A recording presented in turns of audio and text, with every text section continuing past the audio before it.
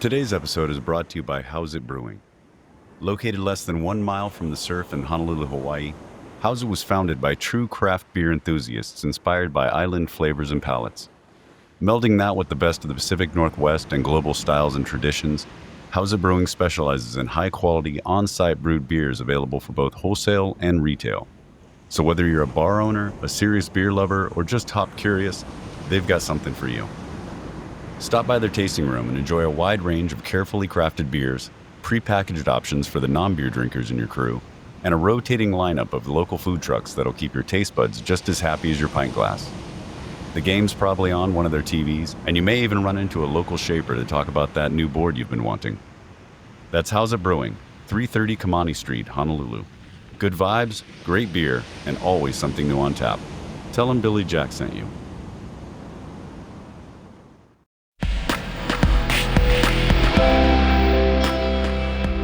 Hello and welcome back to the Surfer's Library, proudly presented by Hillsborough Surf Club. I'm Billy Jack, your guide through the pages of surf history, culture, and legends.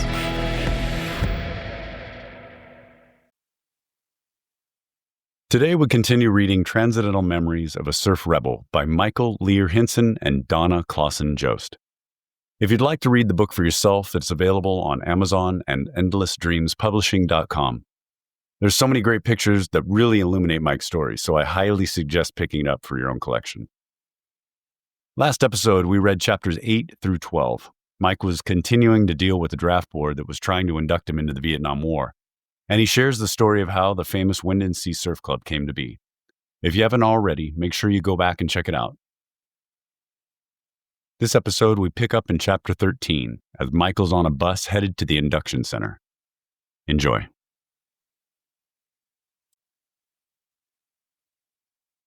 Chapter 13. Blue. I was groggy and had no clue where I was when I woke up, probably my way of coping with the fact that I might be drafted. It didn't take long for my wind and sea dream to fade and for reality to slap me right in the face. I was on a bus headed for the induction center. The induction center was a large warehouse-type building on Spring Street in the heart of smoggy Los Angeles, and was as gray and depressing as my situation.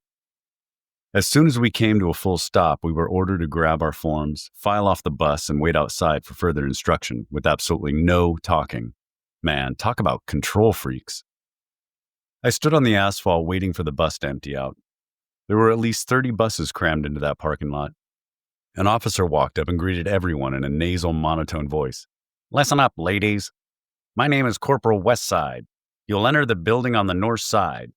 Remain, I said, remain in single file until you reach the lobby, at which time you will look down at the floor and find the corresponding arrow that matches the color written on your form." What a routine. I was confused. Color? What color? "The color is written on the bottom right-hand corner of your form." He probably explained it for the millionth time. "Blue." I read it out loud and laughed. I sure am blue. Man, I'm fucking blue. "What was that, sweetheart?" Corporal Westside shouted at me. "Nothing. I didn't want any hassles. I just wanted to get out of there. Damn, my head hurt." "Nothing, sir," he demanded respect. "Nothing." I wasn't about to kowtow to this asshole. Shaking his head, the corporal marked something down on his clipboard. He knew he couldn't legally force me to address him as sir. He was probably just trying to scare me. "All right, ladies, let's move it." When we reached the doors of the warehouse across from the bus, I swear all eyes were pointed down toward the floor, searching everywhere in the lobby for their color. "Blue? Ah, azul," a little Mexican guy said quietly when he spotted his color. "Red. Where's red, man?" A long-haired hippie who was high as a kite laughed in slow-mo when he spotted his arrow. "Hey, it's the fucking yellow brick road," the smart-ass brother standing behind me joked with his friends. "Keep it moving, ladies," Corporal Westside nagged. In a puff of smoke, we split up in 3 separate directions, and the corporal returned to the parking lot to greet the next incoming bus. I followed the blue arrow with a few of the guys on our bus before we blended in with a new blue group. There were Orientals, Mexicans, blacks. There were long-haired bikers, pasty-faced inlanders, and high school jocks. You couldn't get too comfortable with anybody at induction.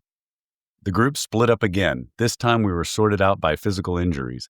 Guys sporting casts and ace bandages were sent down one hallway. I went down another. I was still blue. One burly man wearing a white girl's blouse with chest hair sprouting out the neckline was whining in the corner. His plaid Catholic school uniform looked weird with his black wingtips. Man, was I glad I didn't go that route. Another guy looked like he hadn't taken a bath in a year. His clothes were really thin and ready to fall off his skinny body. Everybody stayed as far away from him as possible. He looked like he had a nasty case of the crabs or something.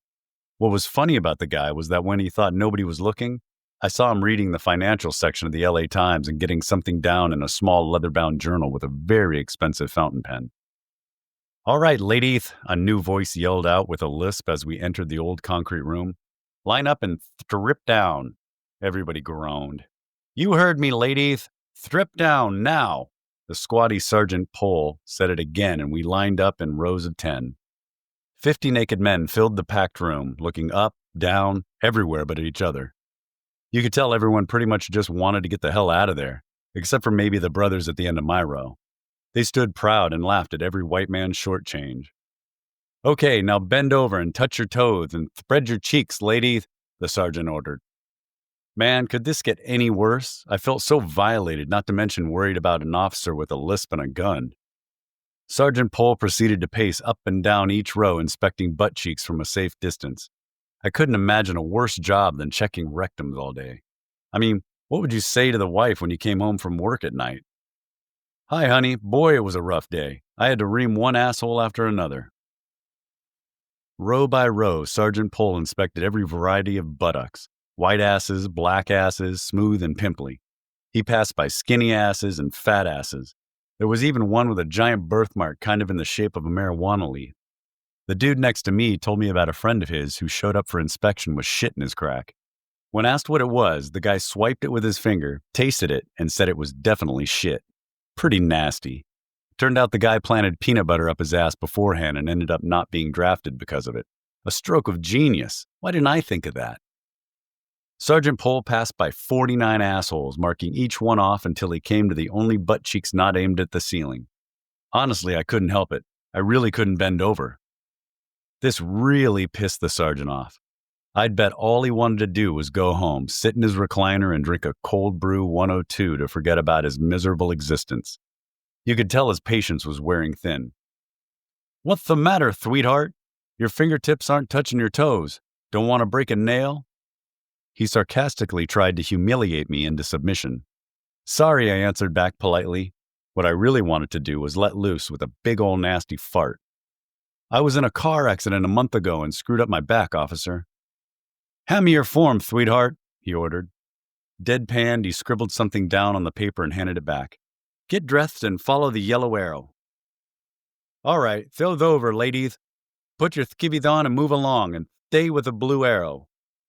Wandering the hallways, I followed the blue group past the first fork in the road. Reaching the second corridor, the yellow arrow veered off to the left, and I realized I was all by myself. What the? I was confused. Backtracking, I peeked around the corner and saw the rest of the group halfway down the hall. The dude in the skirt held up the back of the line. I shook my head and kept going. Yellow arrow, yellow arrow. "Well, come on in." The doctor looked really frazzled and ready to snap, sitting behind his brown desk in the cold examining room. With a 3-strand, greasy comb over, he reached out for my form as soon as I walked in. Man, was he impatient. Back injury. Are you in pain right now?" He rattled off and looked over the top of his horn-rimmed eyeglasses to try and catch me off guard. "Oh yeah," I grabbed my back. This was my moment. I would either make it or break it right here and now. Moaning, I added, "It hurts all the time." "And this happened when? 6 months ago?" he asked, trying again to trip me up. "No way, 1 month ago. It's right there on my chart, doctor. I could have killed myself, it hurt so bad," I snapped back sarcastically. I was frustrated and my head was still pounding, but I wasn't going to fall for that one. "Fine." He was getting irritated with me already. Scribbling something down, he shoved the clipboard at me and mumbled, "Follow the yellow arrow." What's going on here, I thought. Doesn't anybody explain anything around here? "You're suicidal?" the fat-ass psychiatrist asked when I walked into the next room. "You look pretty healthy to me." Constantly. I needed to kick it up a notch since the old injured back trick bombed. "Why?" "Huh? Why what?" I tried to figure him out. This shrink was going to be a tough nut to crack. "Why do you think you're suicidal?" Why do I think I'm suicidal? I asked. I've been really stressed out lately because my back's been killing me, and I have to drive my motorcycle through Camp Pendleton to and from work every day. You don't think that's enough to drive me over the edge? I mean, come on, man, we're talking treacherous. I could see the psychiatrist wasn't buying my story. He probably heard everything by now, and I have to admit, mine was pretty weak. I needed to shake things up more and go full throttle. Why would that make you suicidal? Millions of people drive to work every day without thoughts of killing themselves, he yawned. I got the impression he'd lost real passion for his job years ago. Why would that make me suicidal? I'm taking my fucking life in my hands, that's why. I flipped out and startled him, just the reaction I was looking for. Just last week, I was driving on base through that flat between San Clemente and Oceanside, and cars were whizzing past. I got more and more worked up. It took everything I had to maintain. Then out of nowhere, this fucking idiot passes me going I don't know how fast and almost clips me. What the fuck was that? That's when I snapped. I lost it. I was so pissed off, I jerked my front wheel to the left into oncoming traffic. I yelled and swung my arms around like I was turning the handlebars of my motorcycle. Then I shot up out of my chair, slid it across the cold linoleum floor, and flat out scared the shit out of that jackass. It was classic. I made him jump 3 feet off of his seat. Handing me my form after he nervously scribbled down notes, he said nothing except to follow the yellow arrow. I've had it. Tell me what the fuck is going on. Am I going to Vietnam? Am I staying home? Somebody say something besides follow the fucking yellow arrow. You'll do what the U.S. government tells you to do, son, said the psychiatrist. You know what?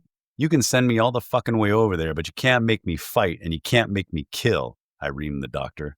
I grew up in Hawaii around Asians, and I would never hurt any of them in any fucking way, you fucking shithead. I backed out of the doctor's office screaming my white-ass head off. Get the hell out of here, the doctor finally lost it. You guys are all alike, good for nothing. Fuck you, I shouted again, found the fucking yellow arrow and stormed off. The hallway ended at a pair of swinging doors. At that point, I really wasn't sure where I was supposed to go. I looked around for a yellow arrow or somebody to help me, but it was just me.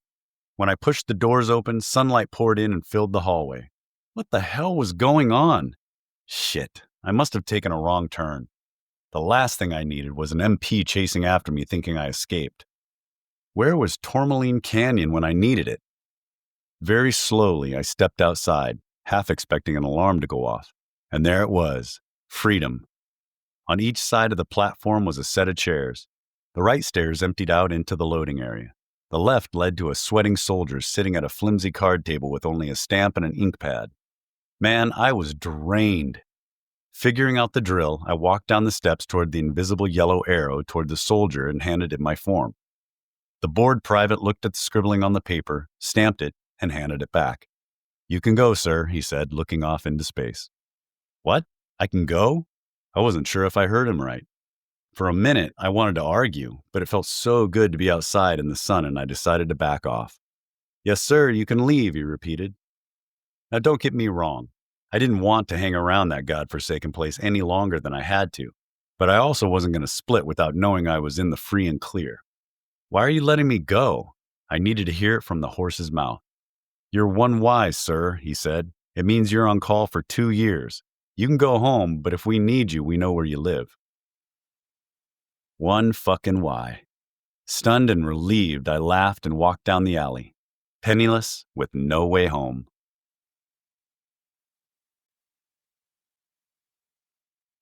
Chapter 14. The Surfer's Lifestyle. I don't know why, but for some reason I got a second chance. The U.S. Army declared me unworthy of defending my country and spit me back out on the street. If you ask me, that was the best decision they ever made, and it couldn't have happened at a better time. My career was ready to vault, and the Wind and Sea Surf Club was making an impact. I needed to put Vietnam behind me and concentrate on surfing. It had been 5 years since I stood on Crystal Pier and noticed surfers for the first time. It's actually pretty funny if you think about it. I spent most of my childhood in Hawaii near the ocean and never once felt the urge to surf. If I wasn't hanging out at the beach on the North Shore, my friends and I would hitchhike across the island to the Waikiki Natatorium, a public saltwater swimming pool located next to Queens Beach. I swear you could see the whole city from the top of that big old diving board. I liked it because it made me feel really tall. Every time I climbed up the metal ladder, and before I'd make the plunge, I'd just take a minute to soak up the 360-degree view. I can still see surfers riding waves in front of the Royal Hawaiian, but they were just part of the scenery. I definitely never thought, that's what I want to be when I grow up. All I wanted to do was jump the 15 feet down into the pool. I loved the feeling of my stomach racing up to my throat. Man, what a rush. Standing on Crystal Pier 5 years later, I was half paying attention to a kid out in knee-high water. I watched him walk his board up to a wave that was just about to break. I tuned in a little more when he turned the board around, laid down, and pushed off in the whitewater. And when he stood up and fell off, well, that was the best. What a dumb shit. Further out, I saw some guys actually catching waves before they broke. How the hell did they do that? Giving it a shot, I could hardly paddle the huge board a friend lent me in the 1 to 2 foot break. I should have borrowed something smaller, but boards only came 9 foot and up in 1958. I also didn't know it then, but the conditions were perfect for a first-timer. Talk about dumb shits. I paddled harder. So hard I thought my arms were going to fall off. I didn't care. I was going to master this surfing thing if it killed me. Even though the board was twice as big as me, I kept at it until I finally managed to turn the thing around and maneuver it into position. I stood up a little shaky and thought, piece of cake, I can do this. The board was so big it was like standing on a boat. Then it shot out from under me and dumped me ass first in the water. The second wave came barreling at me again. I turned the board around just in time to catch the whitewater, stood up, and slipped and fell off the back. This wasn't as easy as it looked. I was quickly gaining a whole new respect for the guys out past the breakers. Third try. I needed a new approach. I immediately paddled back out 10 feet, spun around, and lined up perfectly to catch the onrushing foam. Once I locked in, I pushed up to my knees first. Maybe that would help me balance better. It was a lot easier, and I have to admit, I was feeling pretty good about that time. Good enough to jump up and land both feet smack dab in the middle of the giant plank. I couldn't believe it. I didn't fall. Seconds passed. I was still there, and while I was looking around to see if anyone saw me, magic happened. The whole earth started moving freely as I rode effortlessly past the pilings. I was like a pelican gliding over the water, one-on-one with nature. As that first sensation of weightlessness hit, a jolt ran through my entire body. I was experiencing one of life's most amazing feelings for the first time, a natural high. I was hooked. Surfing later in the endless summer was definitely the high point in my career, and it all stemmed back to that first day at Crystal Pier. I also knew that my career hadn't even come close to reaching full throttle. Because of the footage Bruce shot at Cape St. Francis and his determination, we all knew he wouldn't fail.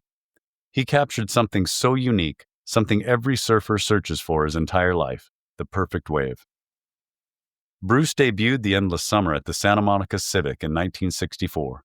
With no special effects, the Cape St. Francis footage was hardly edited, just long shots of Robert and me riding wave after wave. The audience pretty much saw exactly what Bruce saw that day, except we were up on a 20-foot-high movie screen. As the credits rolled, everyone waited for the audience reaction. Except for a Milk Duds box flying across the theater, it was dead silent. Now I know that surfers can be a tough crowd when it comes to surf films. If they didn't like what they saw, they'd flick bottle caps at the screen. Doesn't leave much to the imagination, now does it? Seconds in, though, and still nothing. I can't even imagine how Bruce felt. Oh God, not another surfing hollow days. Then finally one person clapped, then another, and before you knew it, the whole audience jumped to their feet and started applauding. They were completely blown away by Bruce's genius. After the premiere, the theater sold out every night. Nothing like this had been done before. It got the same reaction whenever it ran and had people everywhere talking about The Endless Summer and Bruce Brown. There were 6 or 8 guys making surf movies back then, says Robert. They were shown in civic and high school auditoriums, and everyone went because it was the only connection with surf. You went to see who was surfing, who went to Hawaii that year, and how big the waves were. But Bruce's films were always a little more professional than the other guys, so I was sure it was going to be the best surf movie ever, and it was. It was also during the Vietnam era, all kinds of gloom and doom, and here was this happy surf film. He figured if he could keep showing it that people would keep coming. Still, nobody had any idea it was going to be that big of a deal. Wind and Sea Surf Club was also going strong. I don't know if it was the bus ride or taking over Malibu, but in one shot we earned a reputation for being a bunch of rowdy surfers and the most talented club on the rise. Thor Svensson, a public relations man by trade, became the first executive director of the Wind and Sea Surf Club. Hoppy Schwartz served as the first president of the U.S. Surfing Association in 1961. He'd been involved in surfing since the 1930s. Teaming up, the two men were forerunners in surfing and charity events, organizing competitions every weekend. Thor had a definite direction in mind for the club, different than the established clubs. He was frustrated that surfing didn't receive its due recognition and thought that Wind and Sea could change the image of the surfer from nomadic bums to a respectable contribution to society. Thor was always looking for ways to participate in community programs, charitable events, anything that gave surfers a better image. He had us picking up trash on the beach, raising money to feed the poor in Mexico, and my favorite, teaching the blind to surf. What a thrill those kids got when Chuck and I took them out. They listened to the sound of the ocean, felt the swell approach, then tried to catch the whitewater. Thor jumped on the opportunity when the Tourmaline Park grand opening came up. He wanted to persuade the city fathers to let a member of the Wind and Sea Surf Club cut the ribbon. Are you kidding me? I was still trying to get over the city's plan to develop Tourmaline 2 years earlier. It was bullshit. The canyons were my hangout. My friends and I caught frogs there and smoked cigarettes. Hell, that's where Homer Skeef threw a box of .22 caliber bullet shells into the campfire. Everybody ran for cover that day like a bunch of candy asses except Homer. He just stood there laughing while bullets went off like firecrackers. Tourmaline Canyon, which is smack dab between Bird Rock and Pacific Beach, was also my hideout. Just a rabbit trail off the highway with large trees, brush, and sewer pipes that stretched down the coast. The police were always after me on my Honda 50, either for driving without a license or registration. If I was anywhere near Tourmaline, the cops could kiss me off. For some reason, they wouldn't chase me any further than the edge of the canyon. I'd slip 20 feet into the bushes for extra insurance and hang out until they left. Now they wanted to stretch apartment buildings along the top of the canyon and put in a parking lot for public beach access. It didn't make sense. But locals rule. Something had to be done to stop the masses from invading our surf paradise. Tourmaline was nothing but a drain-off from the streets above. The rain washed so much garbage down to the ocean during the winter, it was unsurfable. They had to be stopped. As soon as the bulldozers tore into the canyon, I declared war. Whenever I'd get bored, I'd cruise down to check on the progress to see if I could prevent this bullshit. Pulling up wooden stakes that marked the sites, rigging sticks to the tractor's gas pedals, I didn't need no stinking keys. I'd watch them motor down to the bottom of the canyon and destroy foundations that were ready to be poured. No emotion. No fear of getting caught. It was all very calculated. I had a mission. Rumors spread real quick about what I did to Tourmaline, but my efforts didn't do a damn thing. It was too little, too late to stop the progress. Apartment buildings and a parking lot appeared overnight. To my surprise, the park turned out beautiful. Friends showed up at the ribbon cutting. The food and beer were outstanding, and the public bathrooms were the best.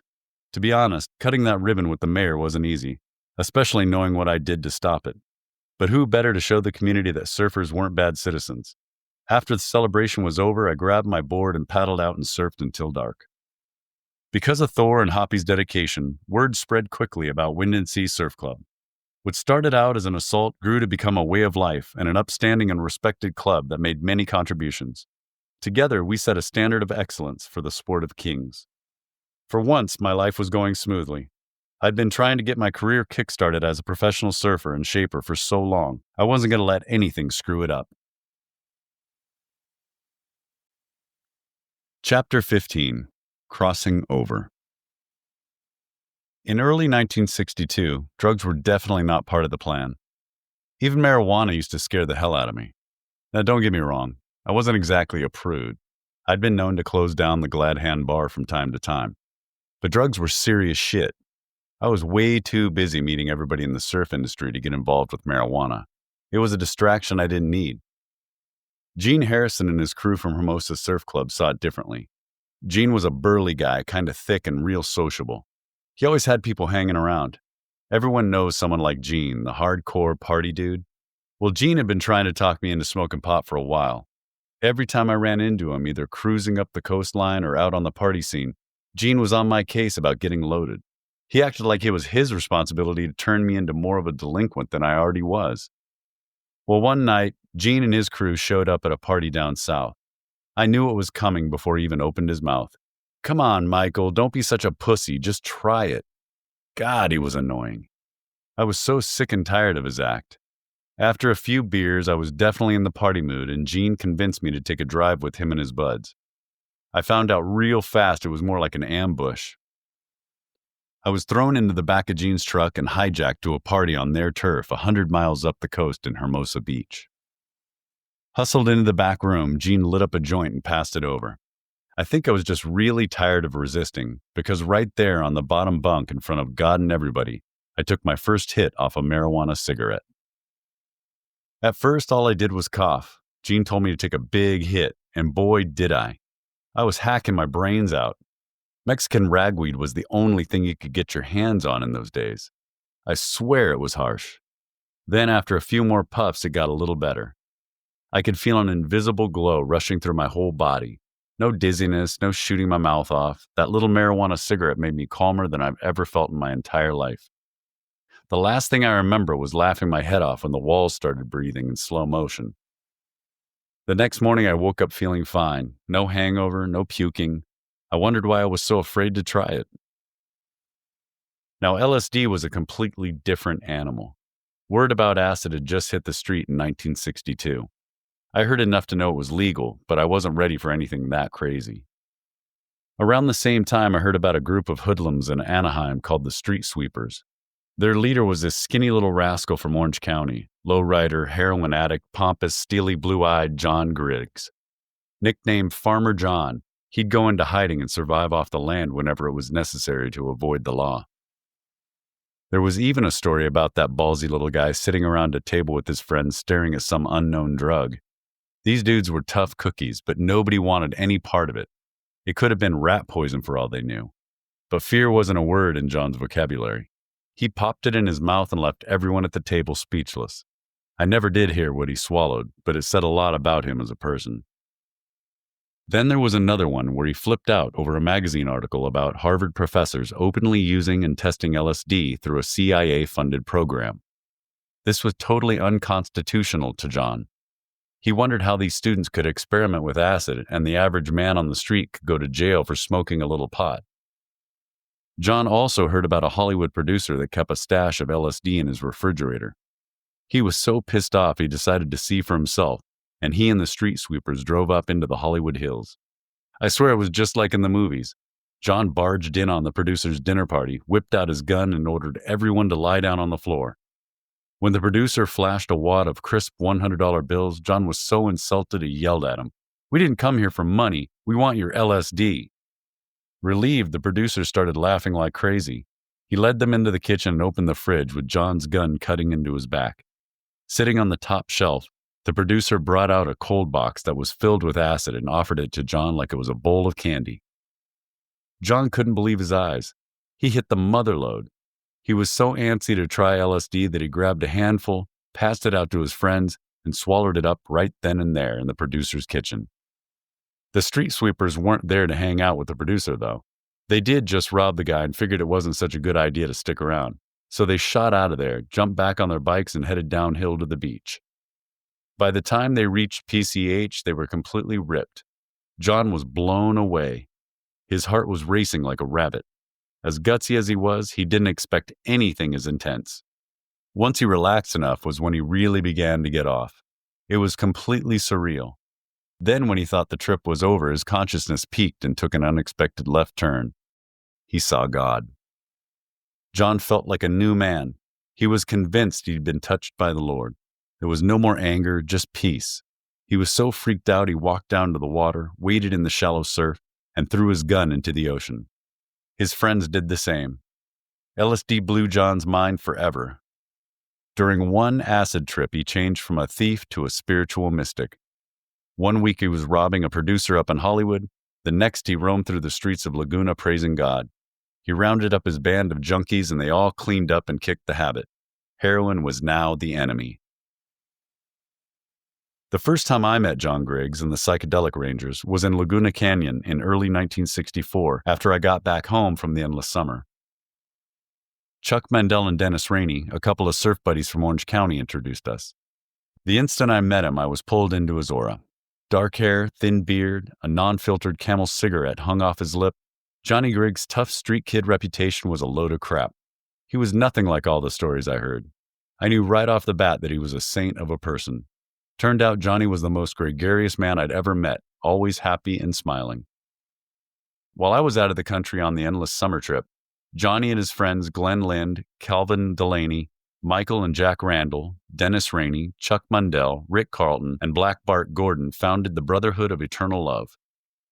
They were all about enlightenment, conducting rituals, administering sacraments, and redeeming souls. There was no flash. They liked staying out of the limelight and educated themselves about drugs to help heroin addicts kick the habit.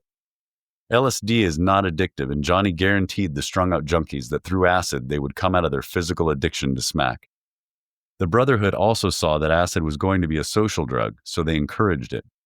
They really believed it would be good for Americans everywhere. They tried to live in a perfect state, mentally, spiritually, and physically. Eventually, word spread that they knew everything there was to know about LSD. When people wanted information about the drug, they started coming to the Brotherhood. They weren't campaigning themselves, though. They had no desire to push acid on anybody who wasn't interested. The Brotherhood was against the whole merry prankster craze, turn everybody on. That's when real bummers happen. It's difficult enough to confront your negative side when you're stone cold sober. That's a pretty harsh pill to swallow. You can't do it in the morning with the daily news and a glass of orange juice, unless, of course, there's acid in it. The Brotherhood didn't discover anything either. They were just part of the experiment. There was no real plan in the beginning. They didn't need one. Acid spread like wildfire all on its own without any help from anyone, including the Brotherhood and the merry pranksters. It was in Kool-Aid bottles down at the beach. It was passed around out in the open at concerts. Across the country, people were either dropping acid or talking about it. Of course, the local police tried to get involved. They were all about supervision and referred to the Brotherhood as the hippie mafia. But they couldn't control them because in 1964, LSD still wasn't illegal. So they started spreading rumors that they were a bunch of religious druggies living in Laguna Canyon, brainwashing young teenagers. At the time, nobody was really sure they even existed. Chapter 16. The Endless Summer Tour. Bruce teamed up with Hobie in mid-1964 to promote the Endless Summer, Hobie surfboards, and Hobie skateboards. The plan was to tour the country with Hobie surfers in the first Condor motorhome prototype and screen the film in high school auditoriums. Phil, his girlfriend, Heidi, Joey, Corky Carroll, Hobie and his wife, Sharon, Bruce, and Pat, and I drove the four corners of the U.S. Robert didn't go because he didn't ride for Hobie. Our role on the tour was simple. After each movie showing in some Midwestern town, we'd sit outside the theater, answer questions, and sign autographs. The only problem was that I hate being in the spotlight. I'd rather get trapped in an underwater cave at Pipeline than face a crowd of people. I couldn't really blame anyone but myself. I knew what I was getting into before we took off, and sure, I wanted to help Bruce succeed. But remember, the only reason I went on the Endless Summer was to avoid the draft. I never asked to be in the limelight. Besides, what did I ever do that would make complete strangers want my autograph? The only way I could handle it was to make it a game. I was fine mixed in with the pack. Let Corky grab the spotlight. He was off the wall and in your face 24/7. Joey, Corky, Phil, and I lined up in a row as the audience poured out of the auditorium. Sitting at the end of a long table next to Phil, I intentionally combed my hair off to the side. A major change, I thought, compared to my trademark slicked back look. I swear I looked like I was 16 again and ready for Sunday school. Deep down, I knew I wasn't kidding anyone. But these people never saw Mike Hinson before the movie, and they sure as hell wouldn't recognize me 24 hours later. As predicted, The Endless Summer was a smash. You could tell by the stoked expressions as people filed out of the auditorium and lined up for autographs that the movie had something really special. Making his way down the table, one kid stopped in front of me and looked kind of put out. He had one of those, "Who the hell are you?" looks on his face, like I didn't belong sitting next to Phil, Joey, and Corky. "Hey, Phil," the kid said, disappointed. "Where's Hinson?" "Who?" Phil laughed. He couldn't believe the hair trick actually worked.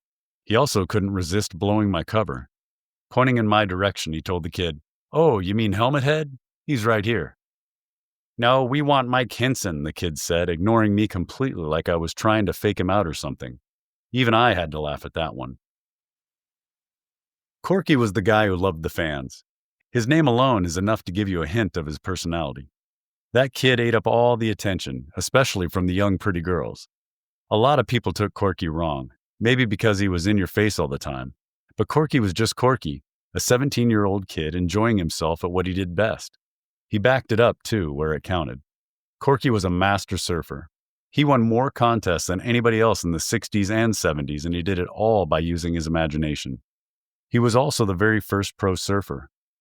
He won a television set for his victory in the Laguna Swimwear Masters in Redondo and first prize at the very first professional surf contest, Tom's Maury Nose Riding Contest in Ventura. Whatever Corky set his mind to, he accomplished. Driving through Indiana, a hotbed of surfing, it was my first turn behind the wheel of the Condor, loaded with surfboards tied to the roof and endless summer posters on each side. I'd never driven anything that big, so I was really antsy to try. After showing me where everything was, Bruce pointed me east and let me loose. It's not like you can get lost in the Midwest. You never turn. Keep going straight and follow the highway signs and you'll be fine. Heading out of Indianapolis towards the Ohio border, everyone else was asleep. I was ready for a nap myself. I swear I must have passed 3 towns in 3 hours. Now don't get me wrong, it was beautiful, just a different kind of beautiful than I was used to. No water, no waves, not even mountains, just more of the same gorgeous green scenery. Somewhere in the 4th hour, I lost track of where I was. I obviously don't know when things went wrong, and I didn't want to make any excuses. I really didn't see the sign and everybody was asleep, damn it. I just missed the exit and pulled off State Road 38 in Hagerstown around noon. Parking under a banner stretched across the street that read, Annual Hagerstown Chicken Fry. We skated down to the town center where we were welcomed into the celebration like family. Man, this place was Mayberry, USA. It wouldn't have shocked me at all if Andy Taylor and Barney Fife walked by. Just like the television show, the crowd was small, barely enough townspeople to fill the plaza. Women wearing flowered aprons served us hot fried chicken dinners, no charge, while the locals asked all kinds of questions about our surfboards and skateboards. We were even interviewed for the local paper with the headline that read, Hawaiian Surf Riders Invade Chicken Fry. After finishing off the best chicken I've ever tasted, we signed endless summer posters, and Bruce invited the whole town into the school auditorium to watch the movie for free. Heading east for New York City with full bellies, I finally got my nap. Bruce decided my driving shift was over for good. He refused to let me get behind the wheel again. We covered our 6,000 miles in that motorhome and saw every different kind of terrain possible. Obviously, there weren't beaches everywhere on our route, except for the west and east coasts. So we had to make adjustments to our extracurricular activities depending on where we stopped. If water was close by, we surfed. If there was water but no waves, we'd surf behind a boat. And if we were completely dry docked, we'd blaze down the street on our skateboards. Skateboarding was in its infancy when we took off on the trip. The first skateboard company to go commercial was Makaha. Back in 1964, skateboards were wood-structured and surfboard-shaped with Chicago steel wheels that were used in roller rink competitions.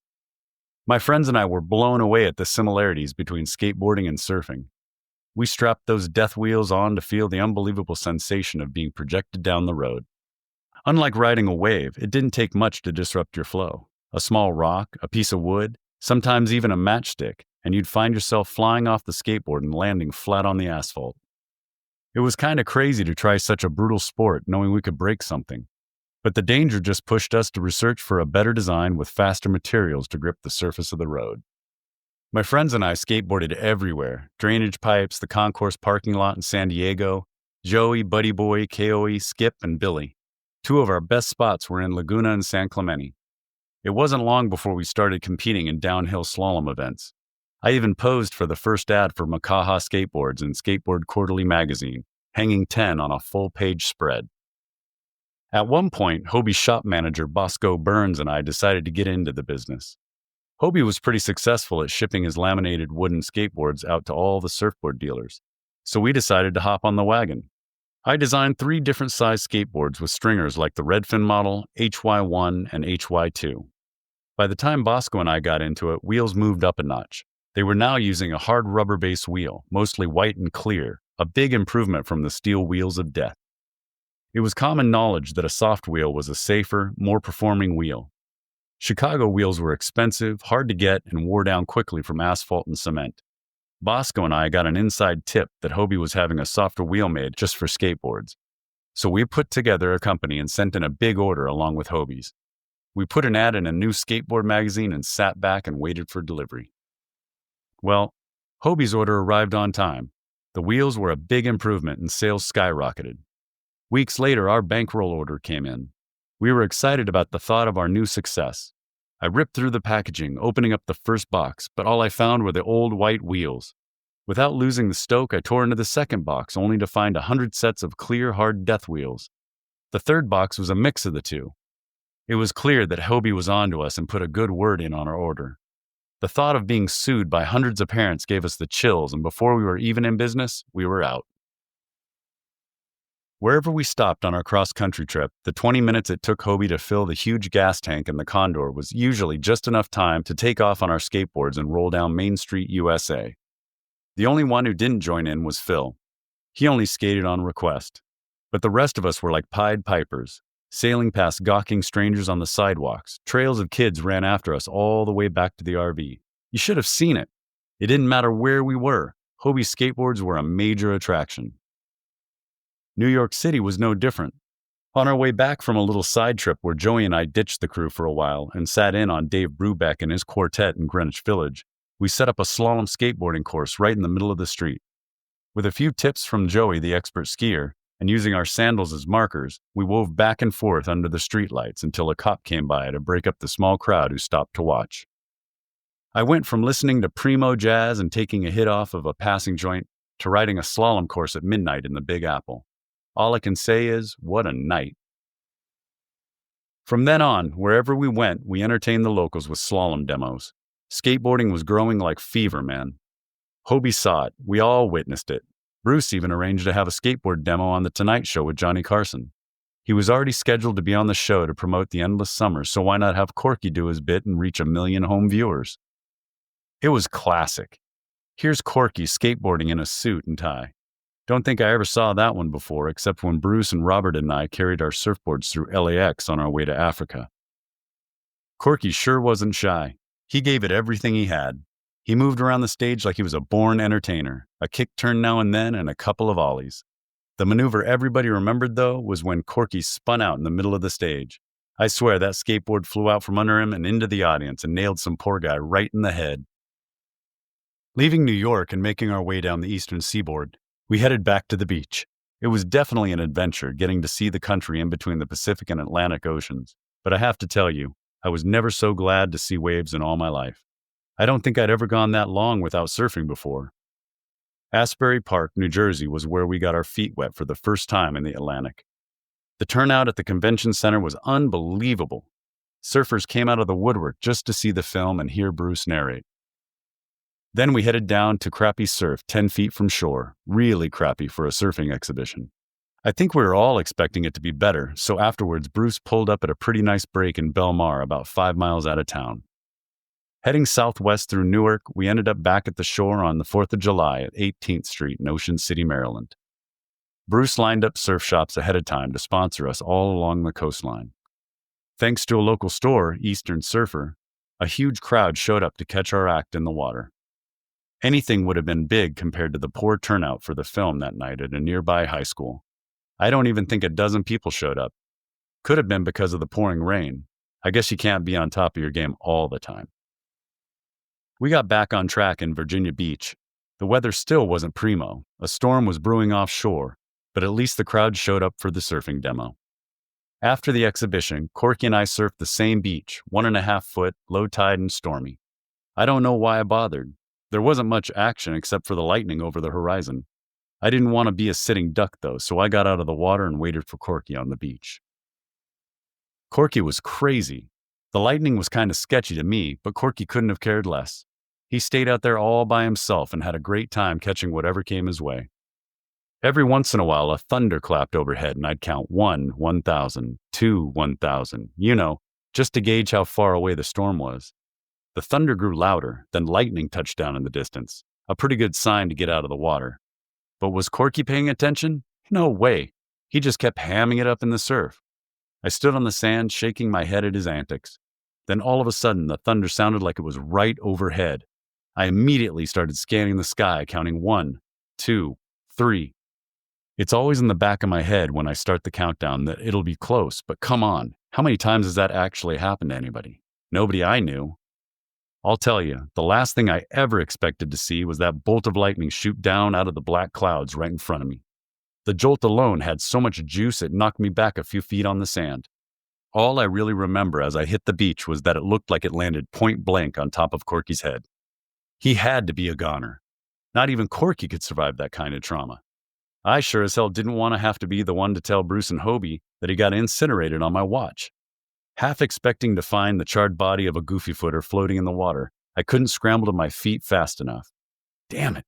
Why didn't I yank his sorry ass straight out of the water? I mean, who was the adult here? When I finally got back up, there Corky was sitting on his surfboards, hands flailing over his head with that big toothy smile. Wow, did you see that? I think I did get hit by lightning, recalls Corky. There was a jolt and then I felt funny, but that was pretty much it. After hitting Jacksonville, Cocoa Beach, and Miami, we headed back home.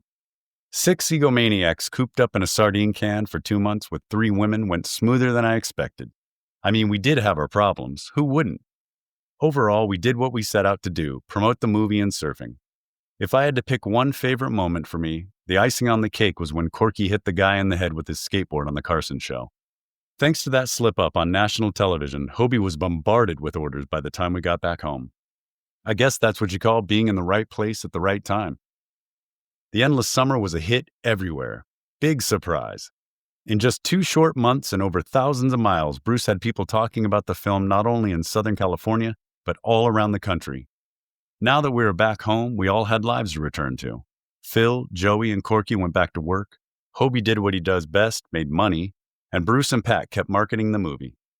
As much as I needed my freedom from that tin can on wheels, I had a blast.